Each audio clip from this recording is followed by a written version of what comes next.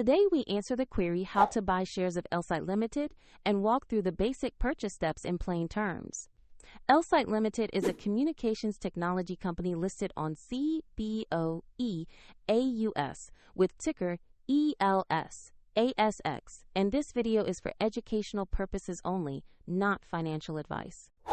To buy shares, you need a broker, and we use eToro as an example to demonstrate the process. After signing up, you will need to verify your account with an identity document and add funds to your account before you can place orders.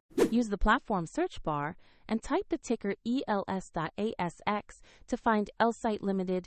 Select the matching listing carefully to ensure you are opening the correct company page on CBOE AUS.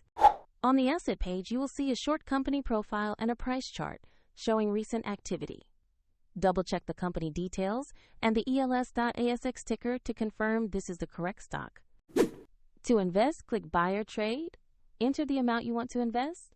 Review order settings and confirm the order after checking fees and order type.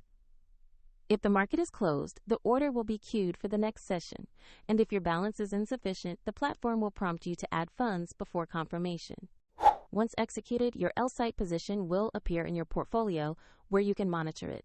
A link to eToro is available in the description if you want to follow the same example.